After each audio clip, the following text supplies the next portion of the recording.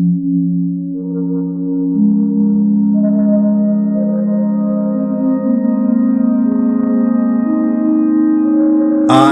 की यात्रा में उतरना है मनुष्य का बड़ा लक्ष्य। नमस्कार, आप सुन रहे हैं संजू के बैनर्जी और मैं आपको सुना रहा हूं ज्ञान की बातें। उपनिषद में कहा गया है कि आत्मा भाव तक पहुंचने के लिए 5 कोश है। 5 कोश यानी अपने आप को जानने, आत्मा तक पहुंचने के लिए 5 स्तर है।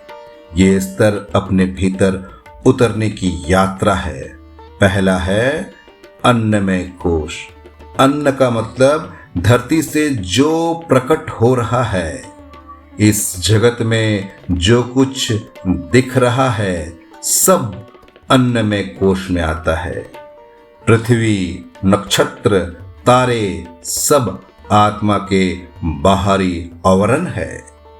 यहां मैं नहीं, लेकिन आत्मा साक्षात्कार के लिए आवश्यक है। इसका माध्यम शरीर जरूर है, इसलिए शरीर को स्वस्थ रखना है। भोजन, व्यायाम, समर्थ के हिसाब से नींद का सेवन आवश्यक है। आत्मा भाव तक जाने के लिए सबसे स्थूल कोश है। अन्नमय कोश से भीतर उतरने पर आता है प्राणमय कोश।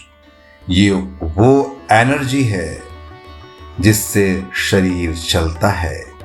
हमारे सारे क्रियाकलाप होते हैं, चाहे इंद्रियों के हो, मन के या बुद्धि के।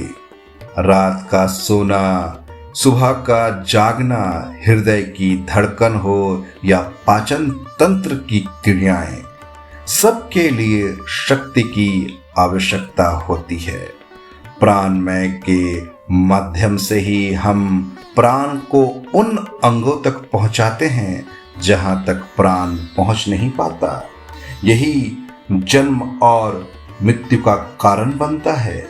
इसलिए प्राणों की उपासना करने की सलाह दी जाती है, लेकिन ये भी आत्मा नहीं है।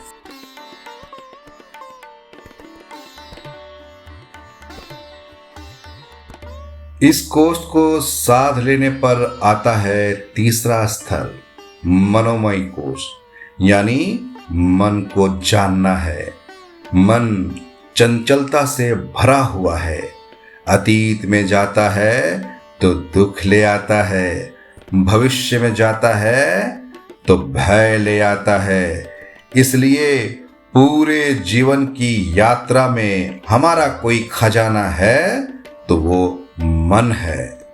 इसने हमारी इंद्रियों को अपने बस में कर लिया है, लेकिन मन को साधना जरूरी है।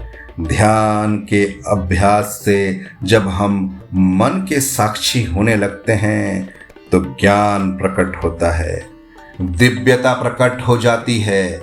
इसलिए ध्यान का अभ्यास हमारे अंदर अवेयरनेस पैदा करता है। मन, बुद्धि की सारी ऊर्जाएं जब अंदर की ओर यात्रा करती है तब विज्ञान प्रकट होता है। यानी ज्ञान का प्रकट कारण ही विज्ञान है। और यह है चौथा स्तर, विज्ञानमय कोश। भगवत गीता में भगवान श्री कृष्ण कहते हैं, हे अर्जुन, मैं तुम्हें ज्ञान दूंगा। यानी तुम्हारा विज्ञानमय कोश खोल दूंगा। आत्मा तक पहुंचने की विधि विज्ञान है। जब विज्ञानमय कोश खुल जाता है तब हम और भीतर उतरते हैं, और वो है आनंदमय कोश। विज्ञानमय कोश से भीतर उतरते ही व्यक्ति आनंद मग्न हो जाता है। फिर जगत की सारी सुख सुविधाएं गौण हो जाती है। ये समाधि की ऊंची अवस्था होती है। जब व्यक्ति यहाँ पहुँचता है तब आत्मा भाव में आ जाता है, अपने स्वरूप में टिक जाता है। और महसूस करता है अहम ब्रह्मास्मि।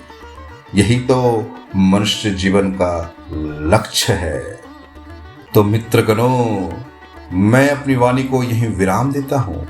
मैं जल्द लौटूंगा एक और उत्तम ज्ञान के साथ। तब तक के लिए आप जानते रहिए और सुनते रहिए। मैं कोई और नहीं, मैं आप ही का मित्र संजू के बैनर्जी, जो सुनाता हूँ आपको ज्ञान की बातें।